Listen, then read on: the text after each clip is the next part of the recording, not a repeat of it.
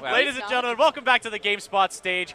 In the month leading up to E3, there were a lot of leaks, a lot of announcements of games coming out that, like, maybe they really wanted to do make a splash at E3, but the leaks, they thwarted them. This next game was not leaked, was a big splash yesterday at the Sony press conference. It's Infamous First Light, and joining me on stage, I have Nate Fox, the game director from Sucker Punch, and Laura Bailey, the voice actress who plays Fetch in the DLC. Welcome, you two. So excited to have you here. Talk about First Light.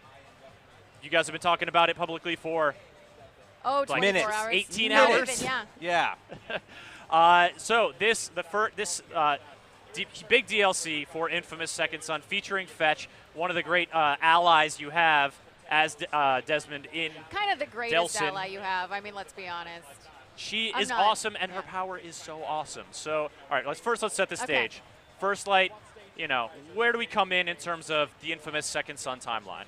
So First Light is actually a prequel to Infamous Second Son. It's an origin story where we see how Fetch got her powers and went from kind of this girl next door to the kind of badass weirdo we meet in Second Right. Son. Takes place in the streets Weirdo? of Seattle. Well, she was What? pretty. Eccentric? How would you describe Fetch? Awesome.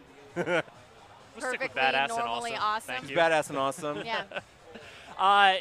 Well, if you're telling basically Fetch's sort of origin story, that's kind of dark. Like, she did not have a good time. It is. Yes. Yeah, she had some hard things happening. And we saw in the trailer, it starts off and she's in detention, she's locked up, but even before the DUP got their hands on Fetch, she wasn't having a good time of it. No. I mean, and that was, in that little flash you got in Infamous Second Son, you saw, her parents kind of betrayed her and she ran off and got a little addicted to some stuff.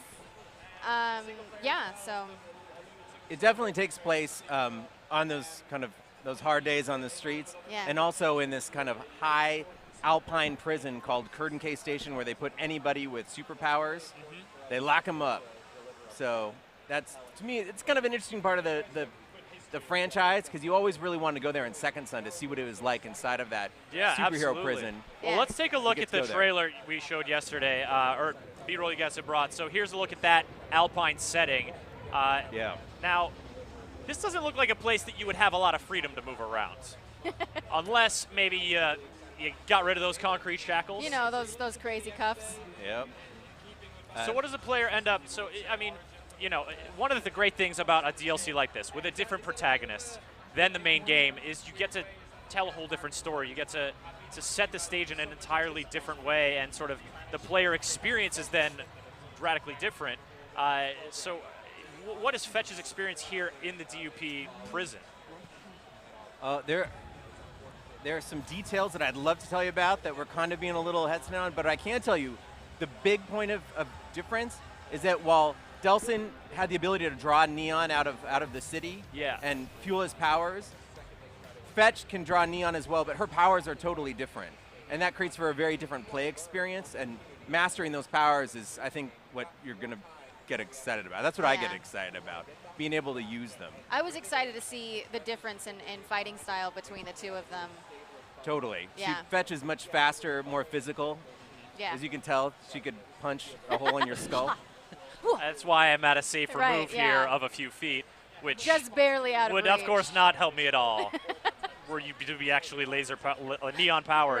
Right. One of the moments in Infamous Second Son that I think is so powerful is that moment when you do get to first move around with the neon powers, because it's so quick. It's Right. so freeing. It's an incredible rush, and that sensation, I imagine, is captured in a lot of Fetch's gameplay, but then that's also set against this imprisonment. So, how do you sort of manage that tone, between that like neon freedom That and euphoric lightness Yeah. of neon. Well, as you might imagine, Fetch wants to get out of lockdown. I don't know. You've been in prison? Myself? No, I have not been in prison. You are a Actually, liar. yeah, I've been to Alcatraz. Oh, No, I right. stayed a night there. Was of my own volition, but Well, Fetch wants out, and her power is actually it's kind of inside baseball. But on Infamous Second Son, yeah. we made a bunch of neon powers, and we had to dial them back because they were just kicking the crap out of all the other powers.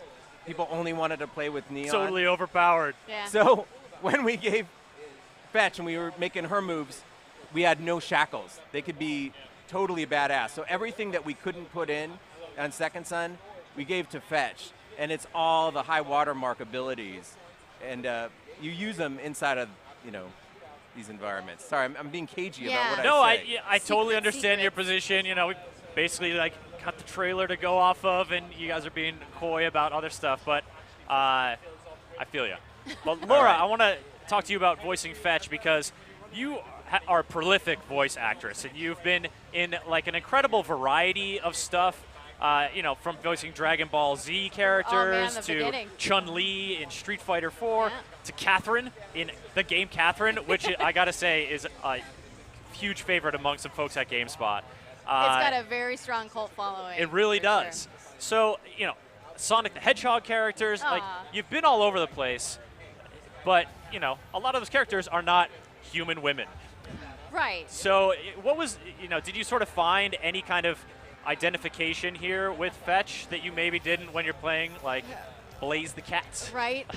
Well, she definitely comes from a more human place than many of my characters, and she's an adult, and she's dealing with a lot of issues that a lot of my characters in past projects wouldn't even come close to. So there's a grittiness to her that I don't get to experience with other characters, which was really amazing. And I was so excited when we got to come back for the DLC and see what made her become almost closed off and not trusting to other people, and you get to see the development of that, which was really cool. So, how many months did you spend as a drug addict or in prison to prepare for this role? Oh, Too personal. No. all right. No. I'm actually I know curious. I kind of lucked out that I never. Yeah, I'm actually curious to know, when you came on as to voice Fetch, did you know there was going to be this sort of bonus adventure, or is that something they came back to you and were like, "Hey, listen, we got this plan. We want to Oh bring no, you back that in was a for it." surprise. I had no idea. I was stoked when I got the phone call. Fans really like Fetch. We listened to feedback after Second Son came out, and Laura's really fun to work with and very talented, so we thought this is perfect to make this standalone story, which actually you don't need Second Son to play. It's a standalone game in its entirety, its own story. However, Yeah, if you do have a copy of Second Son, you get extra content. That's pretty good. pretty cool. Yeah, Of course. I like it. I may have gotten a little detail on that, and it is pretty cool. Yeah. Yeah. You're on the inside, Laura. Yeah. Do you find yourself, there's certain games you play and you get really into the mindset of the game and you start if it's GTA 5, you start thinking maybe that yellow line in the middle of the road, I don't need Not to so pay important. attention to it. You play, an infamous Second Son and you start thinking yeah, I'm just going to go up that building and then cross that rooftop and do you find yourself looking at neon signs a little differently now? Looking at everything a little different now. I know it's really depressing when you can't just hop over a building, no problem. Just sit in traffic. Life. What? a Real drag. world. And that's why video games. I worried about that after Infamous 1, where you look for every electrical outlet, and I kept thinking, how many 5-year-olds right now are just looking at that outlet, thinking that it's food? Oh. Thinking, what can I draw What can I do from with that? Well, yeah, because you look at the world as power, Whereas you and I might look at donuts as a source of our conduit ability. Are you leaving me out of that? Thanks for mentioning that, by the way, Yeah. and not bringing any. Ah, Really appreciate that. It hurts. Well, First Light, this is sort of falling in a, I don't know if I'd say it's a trend, but certainly something that we've seen it from other DLC from other games. When it's a whole new protagonist, a whole new perspective, and I love it when you get that chance to inhabit a game world from a different direction. So psyched to talk to you guys about Infamous First Light and standalone DLC for Infamous Second Son. Do we have a release date for it yet? Yeah, August 2014 for $14.99 on the $14.99? PlayStation Store. Low Yeah. price. The Very good cool, deal? very cool. $14.99. Laura, thank you so much for coming Thank you, on. I appreciate so it. much. Nate, thank you so much. Talking First Light as much as you could. We'll look forward to hearing more about it in the coming months. And have a great E3 show, you guys. Thank you so much. Much appreciated.